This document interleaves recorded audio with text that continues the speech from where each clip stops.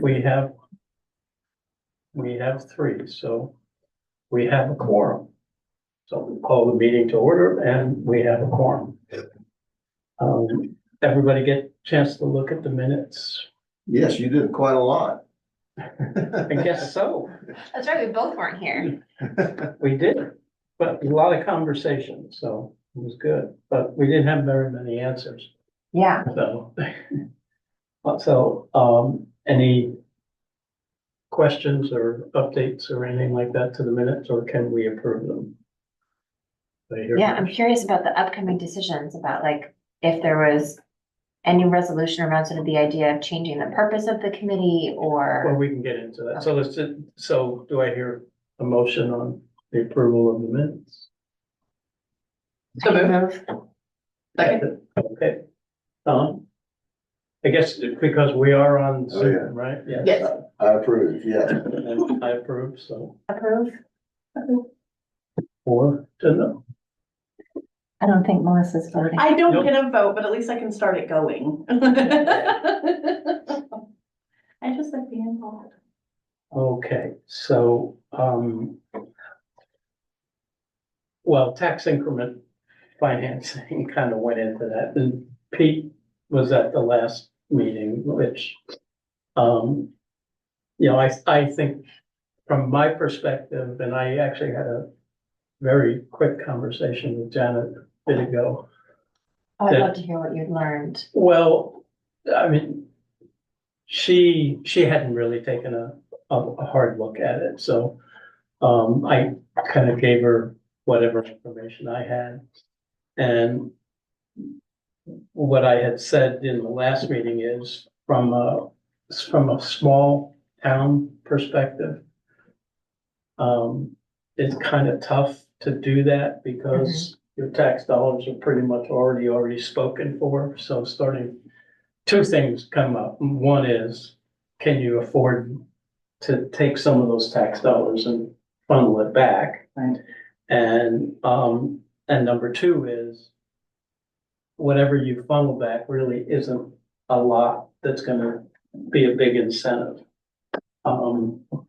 So she kind of agreed with that, and there was not a lot of town enthusiasm, I guess I would say, which didn't surprise me. No, I followed up with Maine Housing after they sent over that FAQ. And what I was asked, do you have data on the efficacy of TIFs in small communities? And they were like, no, Yeah. we don't. Probably. What he sent over instead was he had an approved list of districts. So TIF districts that Maine Housing had approved. So any that were used for a housing purpose. And there's only one in a community that is as small as Islesboro. And So this one is in Heartland, and they used it to fund senior housing, but the TIF existed before. So this particular one was created in 2019. 2020, and it'll expire in 2045. They had one in 2016 because I could find it in the comp plan for the town of Heartland, but I couldn't find any data in terms of like what the revenues were and sort of how much they were trying to, like what level of debt service were they paying with the taxes from the TIF? So there was one example. All of them were most of them were for towns at least 5,000 people. where you have enough room to get by. Yeah. If you take a look at tax revenues on the island, I just can't see. When we created the first two town centers, there was some conversation about it. Vern Ziegler it was encouraging that we try that.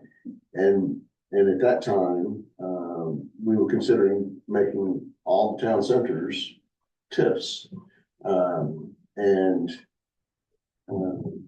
You wouldn't be taking any existing revenue away from the town. You would only be trying to collect on the additional valuation after the formation of the TIF. But you're right, I don't know that would ever amount to much.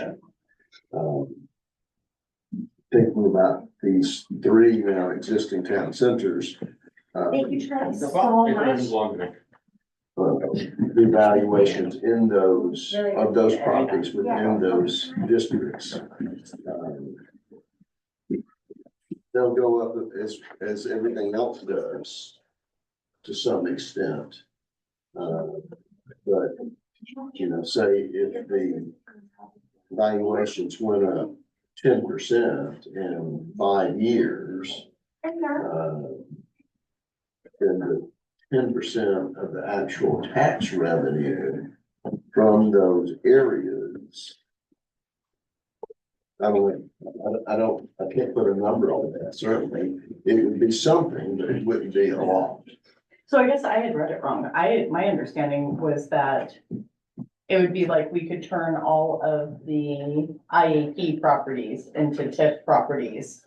That way, they essentially would have the opportunity to get that money back to help them build future. So a TIF can be all or a piece of, and you probably know this better than any of us, all or a piece of your tax. And it can be, if you establish the TIF, and let's just use IAP, which has 13, 16 now. Mhm. The initial request anyway to the town could be that we'd like to get all of it. Mhm. All right, so it Well, I would, didn't know that. Yeah. I didn't know you could do that. I thought it was only on the new revenue. Me too. oh, okay, well, that's said twice, so only on the new, so. So I was thinking if we were gonna do it, that we would do, like, if the Newtown Center of Island had a housing development, you could create, or was a proposed housing development, Right, you could designate a certain geographic area or certain lots as being part of Part the of it. TIF. And then any property tax revenue generated after that designation, so it could be Okay. all of it if it's a brand new if it's brand development. new. Or if, say, we did it for the Ruby James Mhm. and the new development that's going in next to it, then it'd be any increases in the property taxes from the existing and any New. brand new And property then the taxes from town the. can, And then the town could allocate part of that, the- like you could designate this is going to the debt service. And like the town is basically taking out this bond to contribute to the development. And so then the town uses the tax increment revenue to pay off the debt service of the Right. bond. Gotcha. so again, I think in a community our size, it's not gonna, I mean, it depends on what the debt service is, and Yeah. I don't know if we could get if we could get a rough estimate of what the property tax revenue will be. Mhm. well, But it seems like doing it for housing doesn't make as much, like, for a particular housing investment, doesn't make as much sense as, and I could see it maybe if it was going to go towards like a water treatment system or Yeah. something like that, because it's not as high of a dollar amount. so if you wanted to ballpark it, I think you could, on the existing IAP houses, and if you assume that it was somewhere in the neighborhood of 2,500 to 3,500 per house, Yeah. then that's what you're dealing with. And then you get into, okay, that's a current valuation. So if it goes up by 10%, that 10% then is available. And how much of that 10%? Mhm. Is it 10% of the 10%, Yeah, 50 or 100? I mean, I think it's it's, often 100% of the new revenue. well, I think it's but up to the I town think so. Okay. to, It can be. right, Yeah, and it might be that people designate the 100% because that is the amount that they need to, in terms of to have it as a funding source. I don't know. And I think it can be, purposed for anything that, passes the sniff test about, benefiting, your community. right. So it doesn't have to be about paying off debt. It can be about building a playground. It can be, So, I'm trying to remember where it was, but they were using the money. So the entity that got the tip was using the money to fund additional housing Mhm. rather than pay off. yes, anything. that's It what, was- that's what we would like to see Okay, it do. we got, we can build 3 more houses or whatever. Is there anything that says that that the towns are the ones that have to control it? For if it was going into debt services or anything like that? I think generally,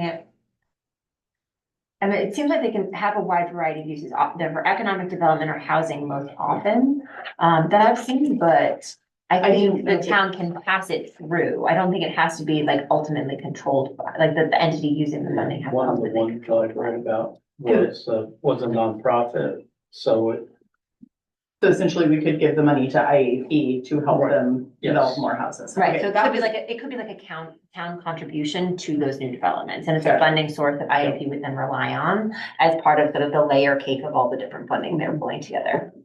but again, you get back to the fact that the new houses are $500,000.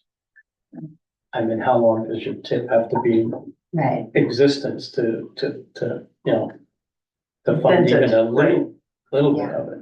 And I think that's why they tend to be more for paying off the debt service, so that you have the upfront cash or capital, and then the lower revenue amount is paid off over, 25 years or something.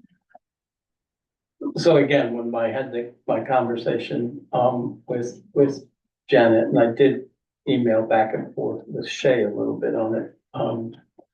There wasn't, nobody saw this as a panacea to anything, so,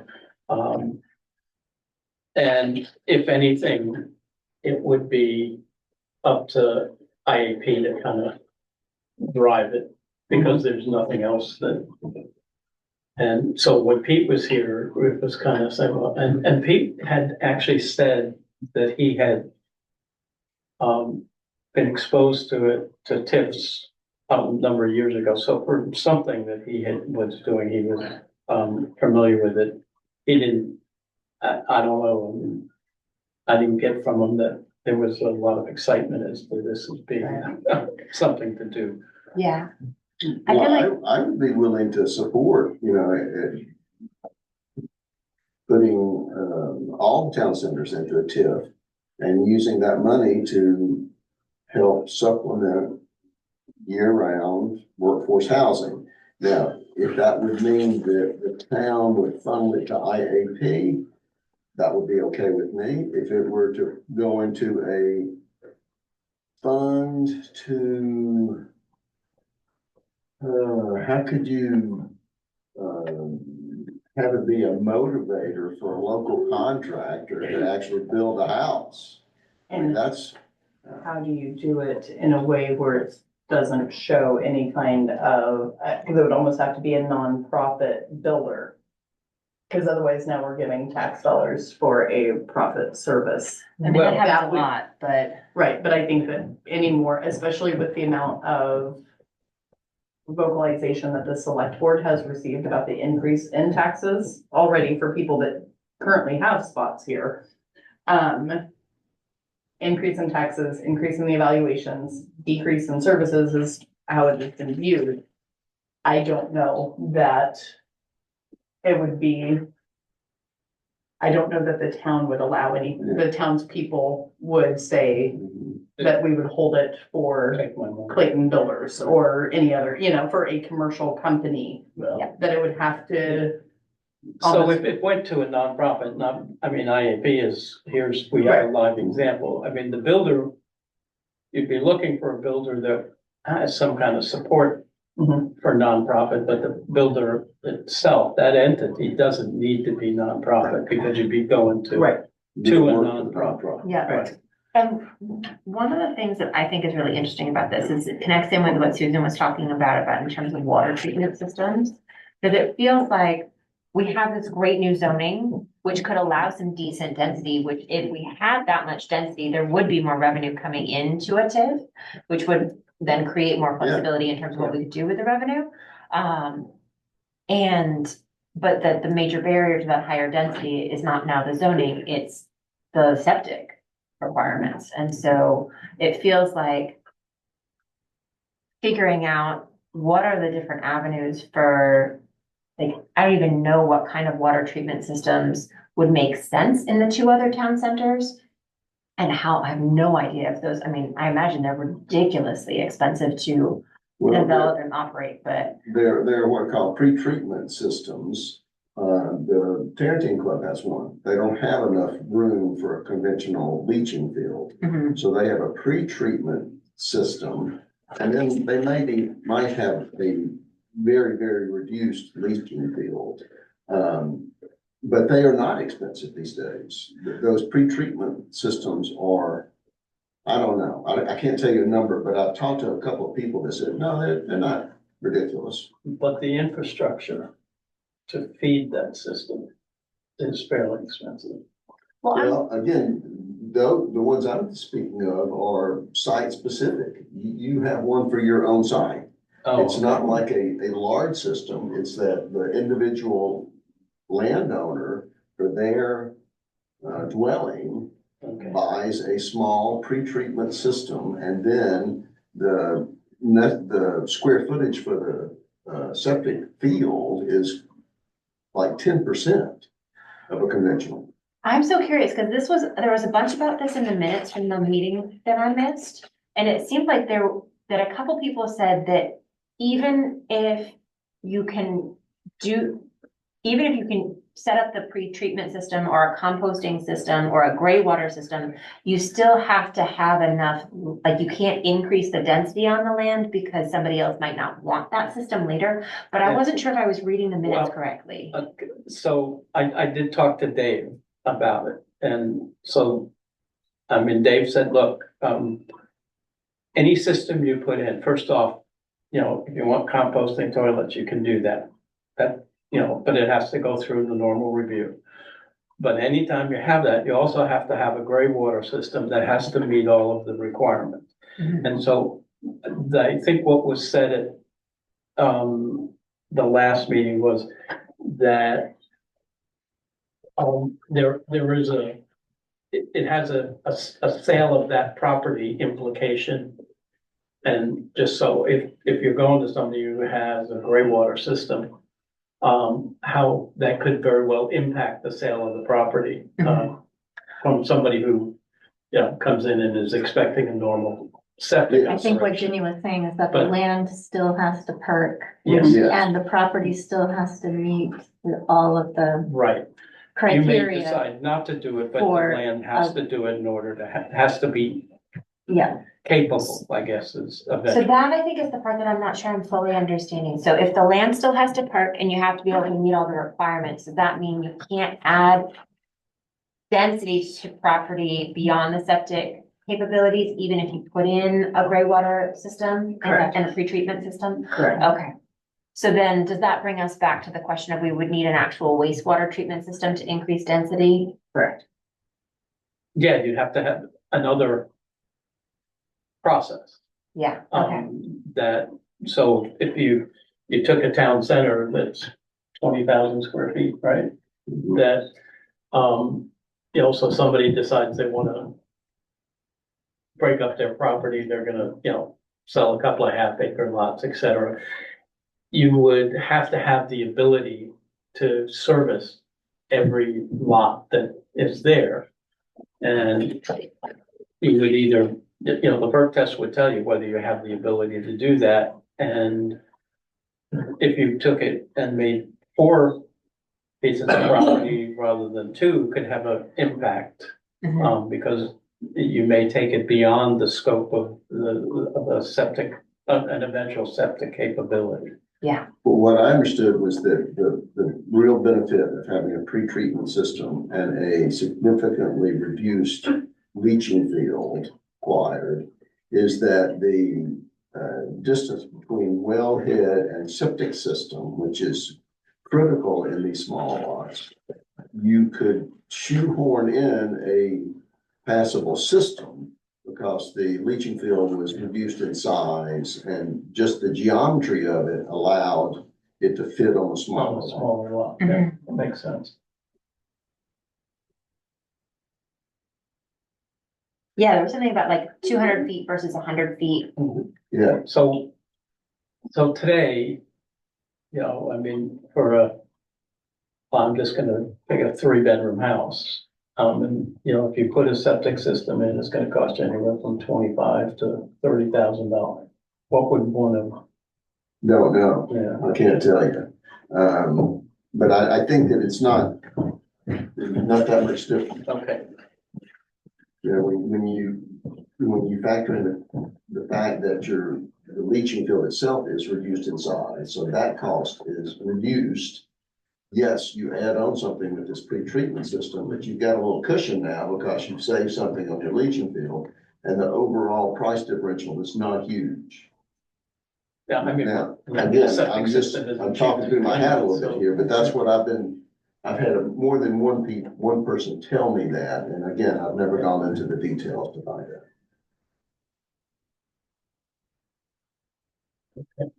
So this seems like something that we want to keep digging in on then, yes? Like that to get to some of the details about like what are the different opportunities, or there aren't any for us to look at at our town centers?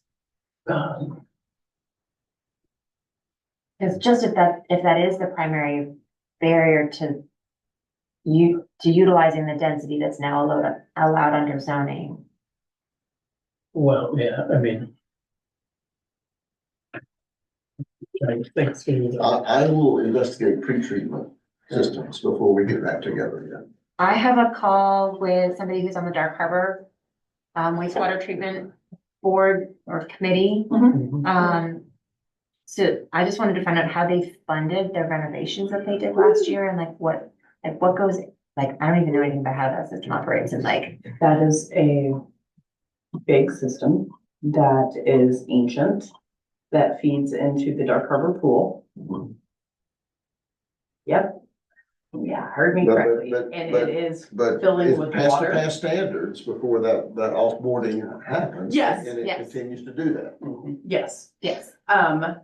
there is I still judge wastewater even though I know it's technically clean. same.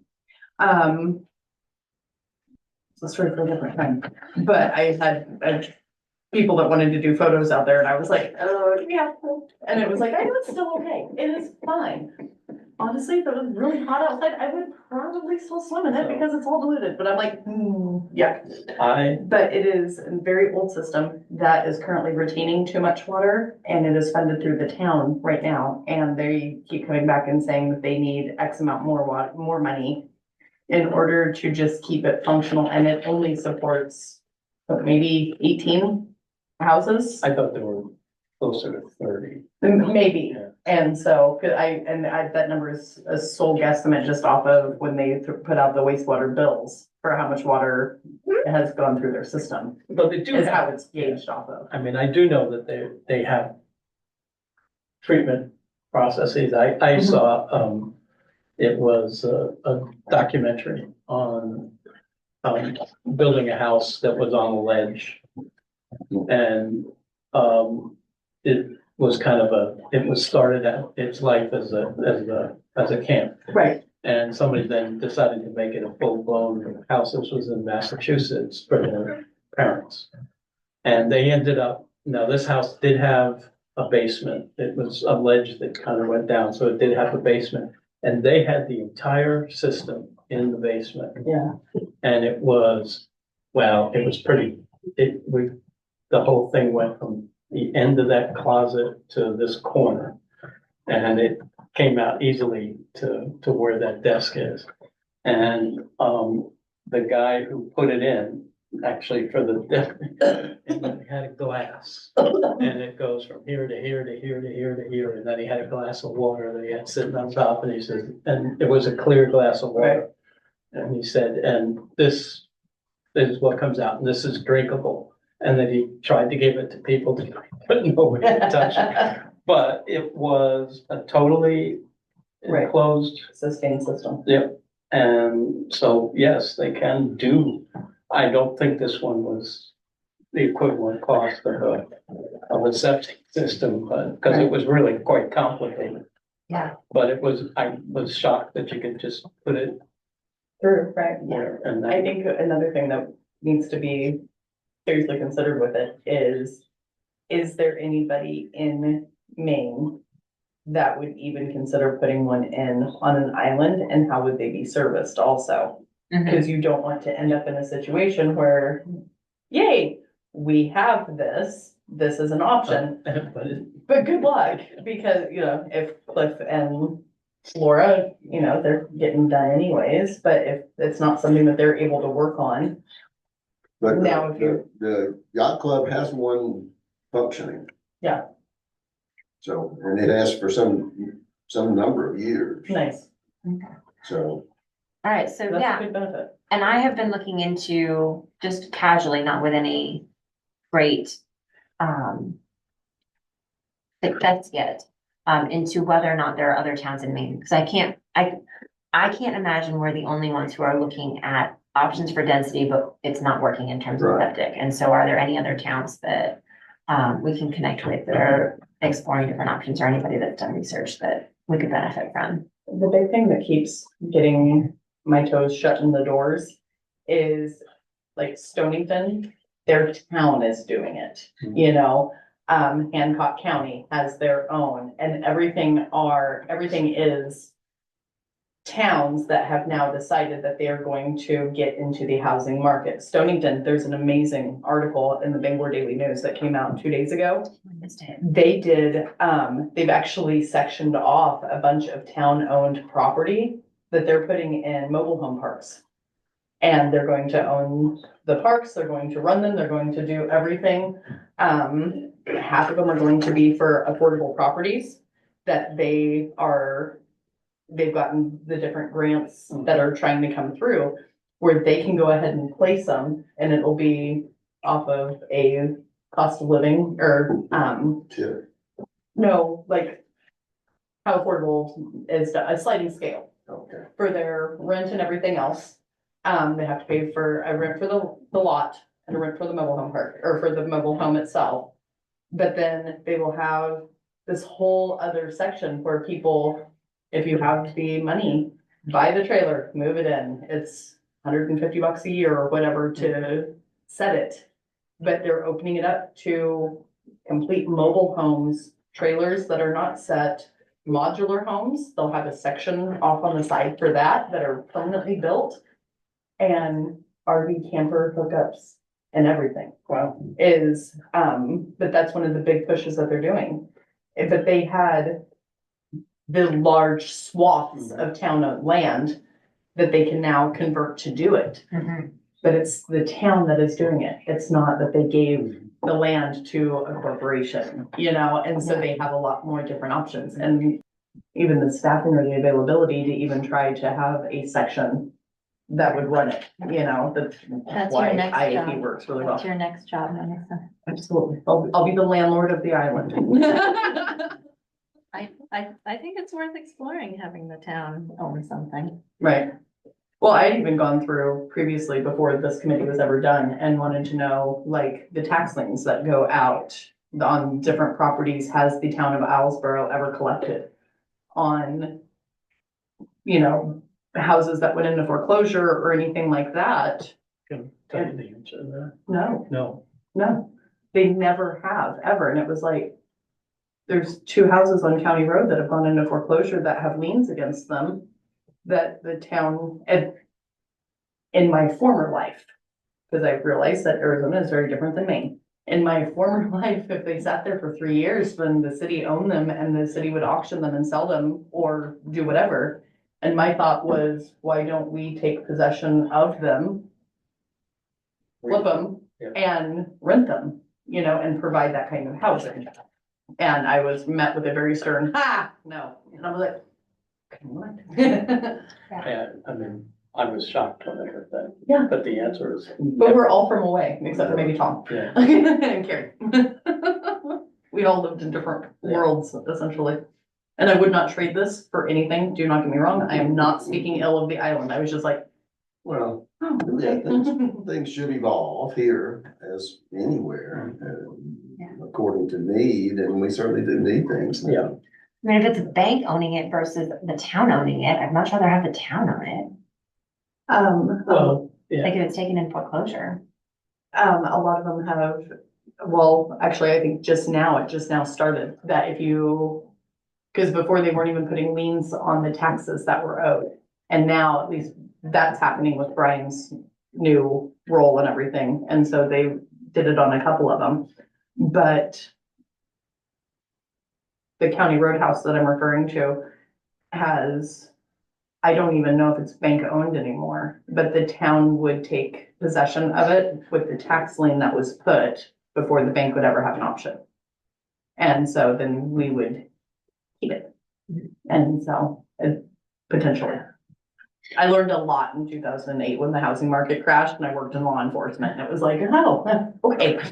And so, at that time I was surprised that there wasn't even anything that the town auctions for profit in that manner. But they don't. And it's like, okay, cool. But that's something way down the line.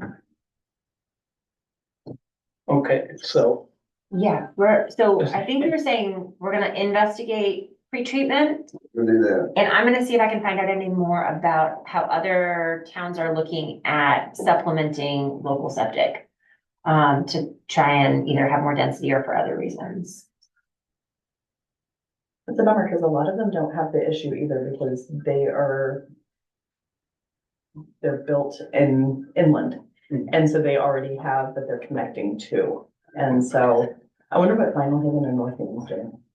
Yeah, I'm also really curious. I wanna know more about Vinyl Haven. I think it's Vinyl Haven that has the like, come check out the island housing program. It's not, yeah, so how does that work? Cause that's not that seems like that could be geared more towards workforce and not affordable.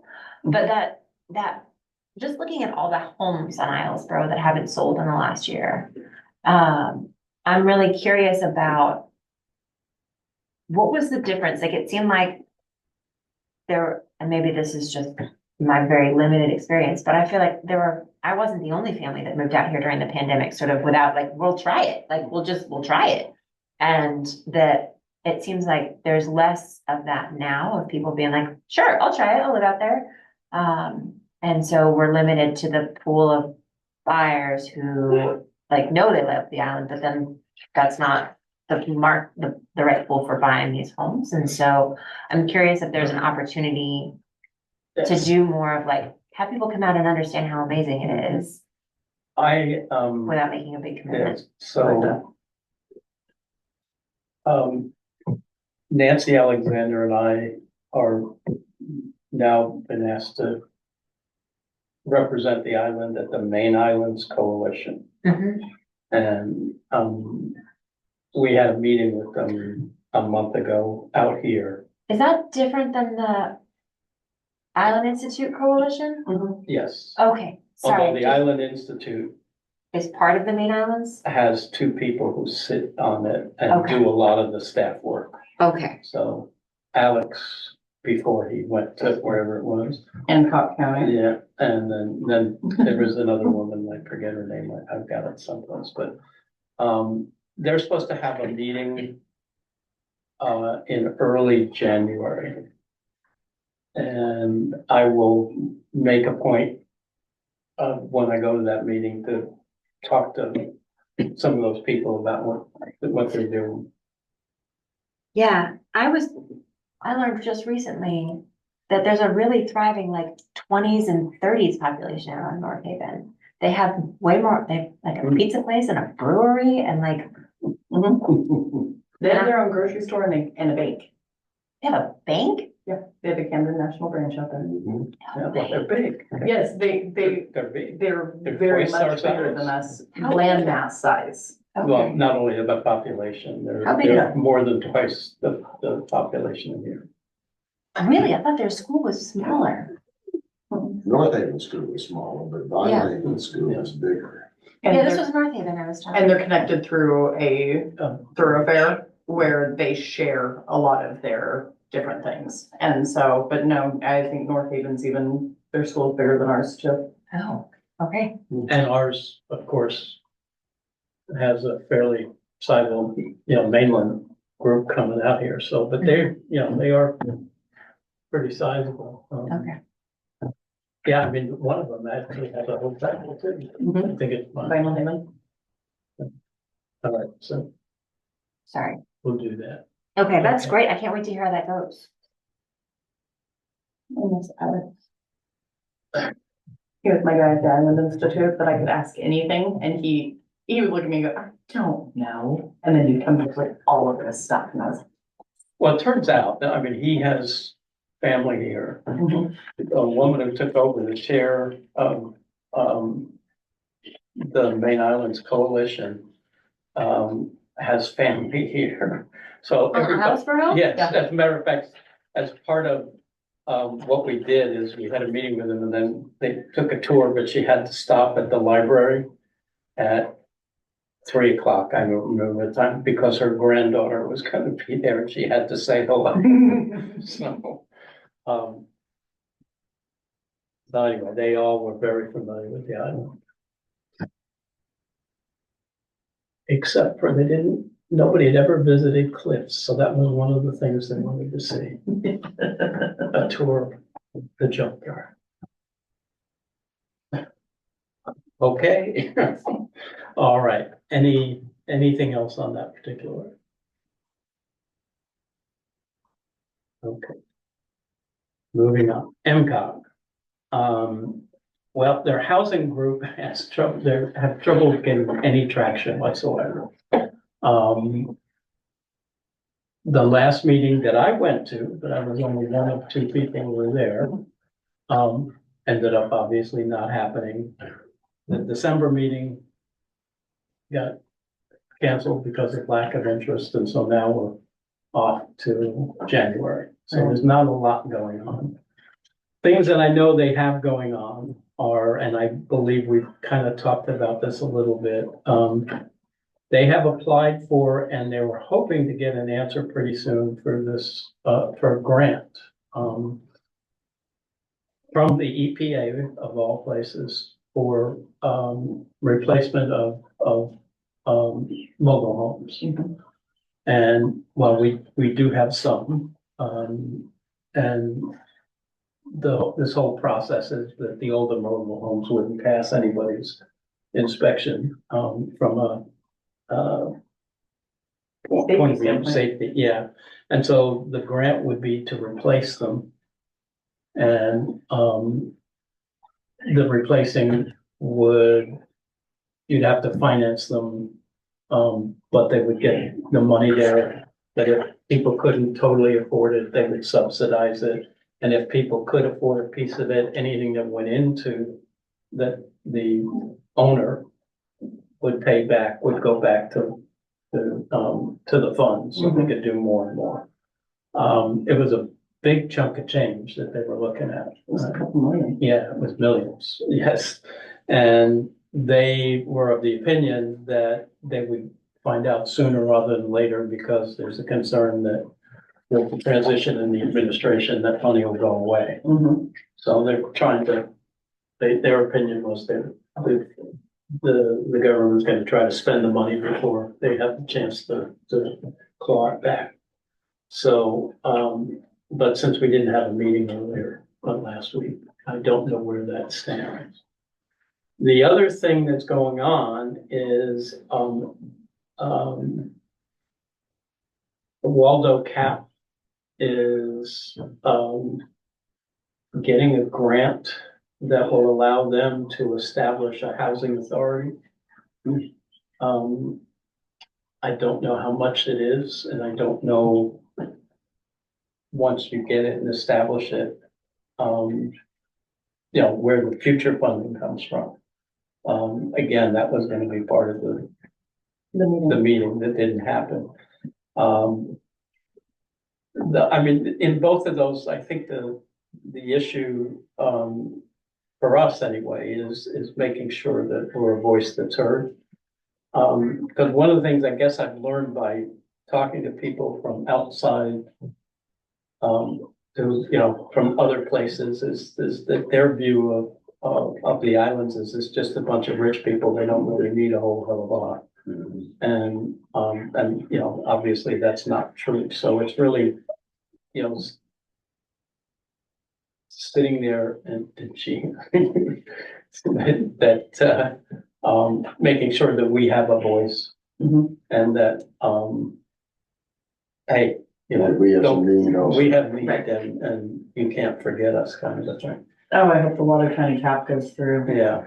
Cause if they do that, then even with going full circle, using the tips and stuff like that for it, even if we allowed them in order to manage the tips for the applications and different things, Hmm. then And it takes it away from the town office. There's no extra burden there, which would provide more buy-in from here. Does the housing authority have the power to manage a TIF? Since they would be for Waldo County, for Waldo Cap is a nonprofit. it's not, yeah, and since it is, I would hope, I think they have to be managed by the municipality. do they? I think so.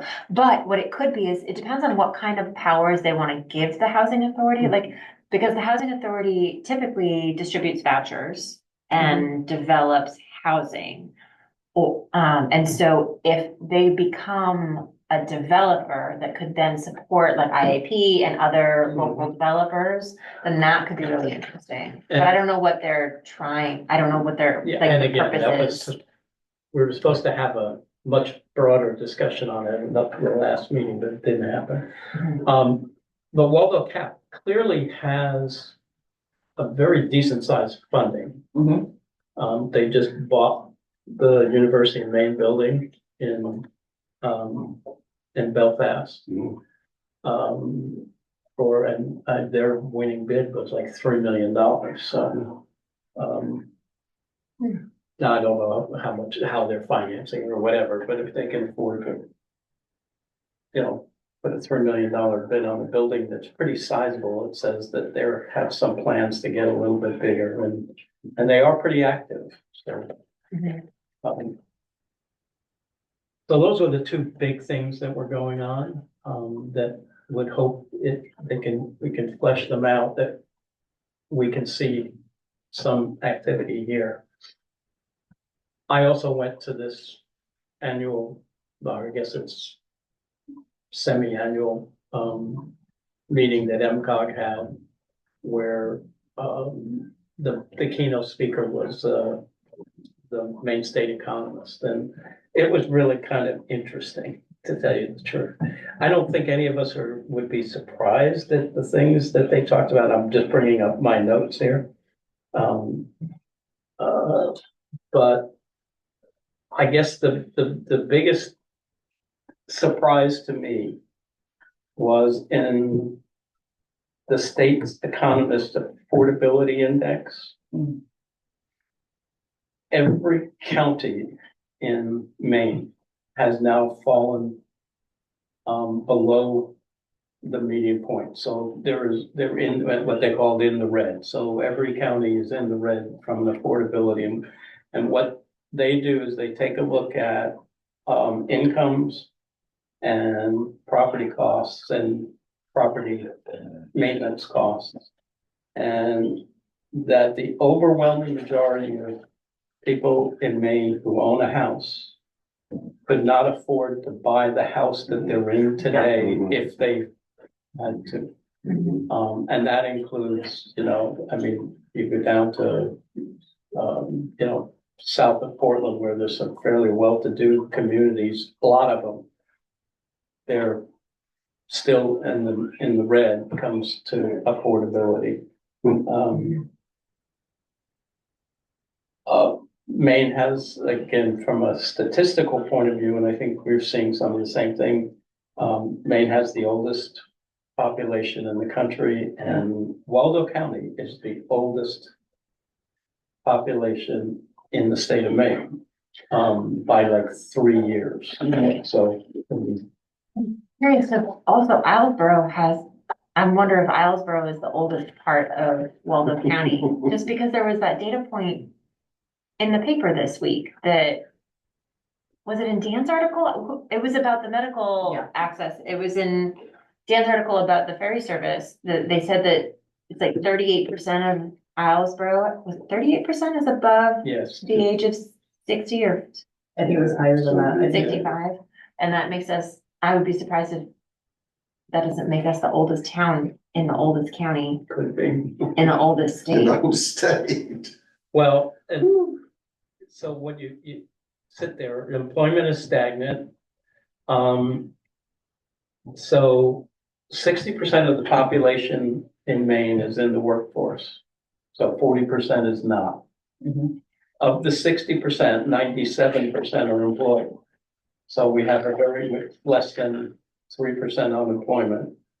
Again, and this was more the mid-coast, they concentrated on the mid-coast. That when you take a look at the age and the fact that the employment is there, and that's why we don't have people here to work on things, and that mid-coast is suffering that probably worse than any place.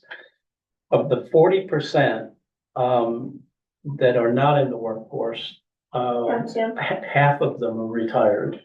That's three. So that goes to what you were saying, and then the other half are people who choose not to work for whatever reason, or kids, et cetera. So, you know, we have a high employment rate.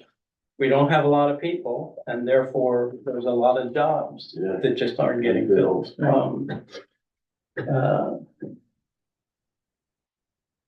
Okay, they went into, there's other stuff that went on.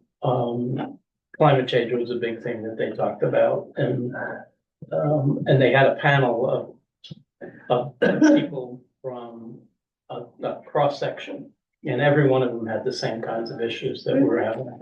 And a lot of them were inland, and inland people had as much issue with flooding as we did. They didn't have tidal surge kind of stuff, but they had different kinds of things. Yeah. And the issue with everybody there was, where do you get the money to fix what this, you know, what the climate, so they were all kind of really struggling with that. There were a couple of resources that they gave that I passed on to Shay, but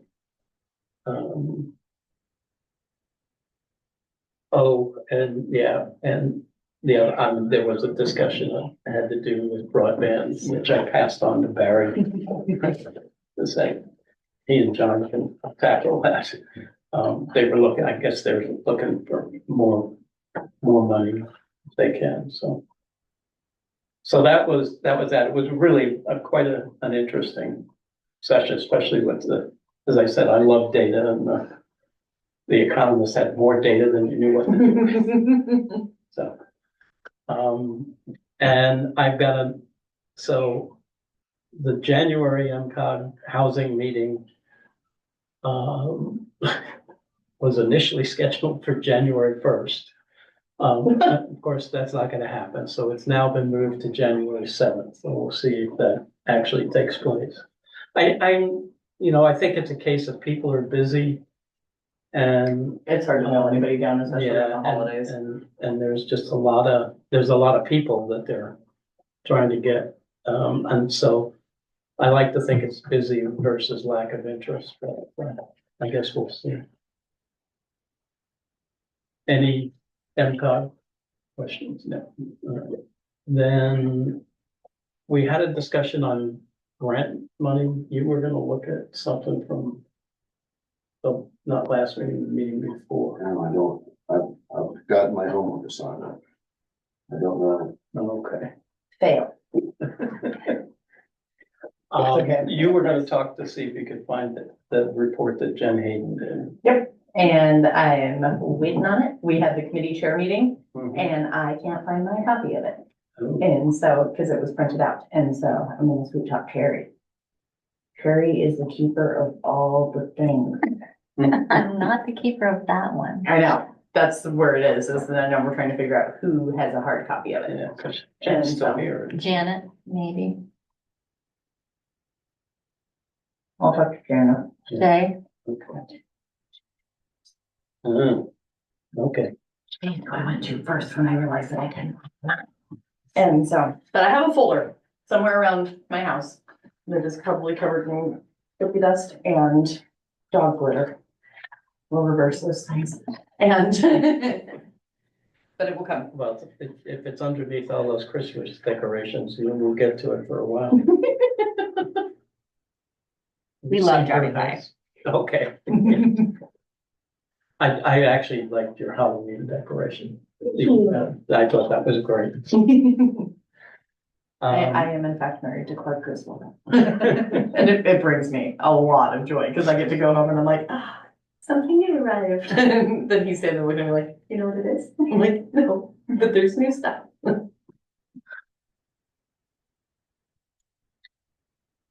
Okay, I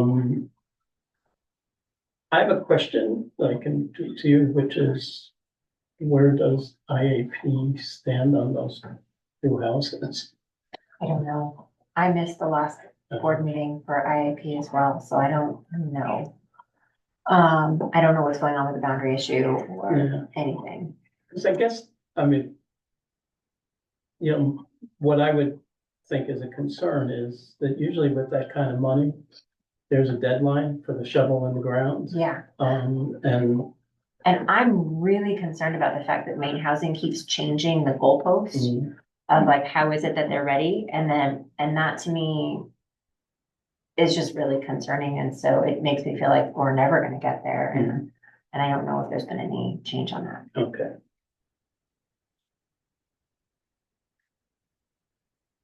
Looks like that the boundary issue should be a pretty simple one. You would think, Yeah. I guess. There's not. somebody It's that's not, fighting it. I was just gonna say, it's not And my so- land, so.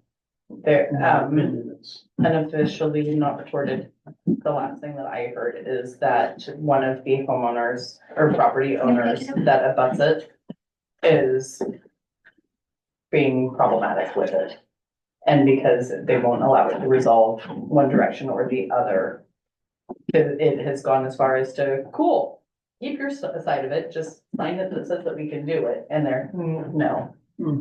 And so even though, and then the rest of it's like the preschool and different things where everybody would sign it saying, yes, we agree with this, and they don't want to. I And think so they're it's dealing gonna, with 3 siblings and the siblings stuff, older siblings, and the siblings don't speak to one another. Oh, okay. That sounds fun. I'm so glad I'm an only child. All right. I'm trying to look back, to see what my homework assignment from Yeah. 2 meetings ago, I'm not, still not quite sure what it is. I have to get going. Yeah, me too. Yeah. So I was wondering though, given that there's a bunch of things that are moving, maybe we meet in January instead of waiting 2 months this time. I'm fine with that. I got nothing but time. You wanna do it at noon? I'll meet at noon. I don't care. Well, you don't know what you're like. I'm just not on Fridays. I will be leaving for 6 weeks, the 3rd week in January. So we should do it before then, or do you want to zoom in? I can zoom in. I Okay. can certainly do that. I'm just thinking, Michael, when are these meetings? The Main Islands Coalition and the. Well, I'm trying to find out on that. I thought I'd heard it was gonna be the 6th or 7th of January. but, Okay.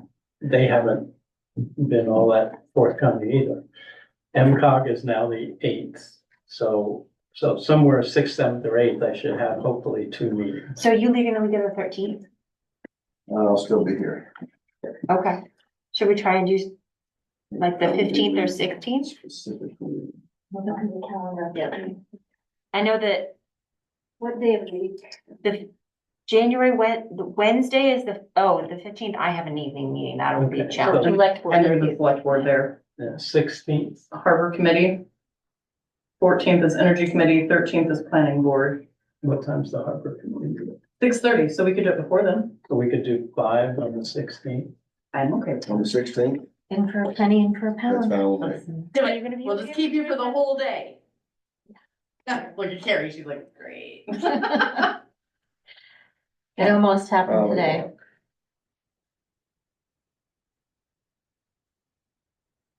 Okay, All right. that? All right.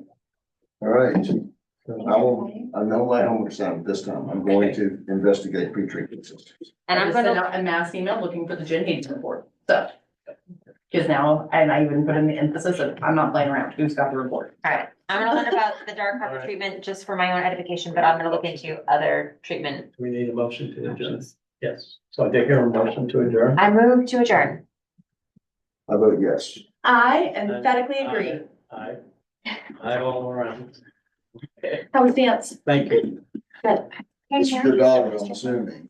Yes, that's nice. Okay, I wasn't sure if there was a key or, okay.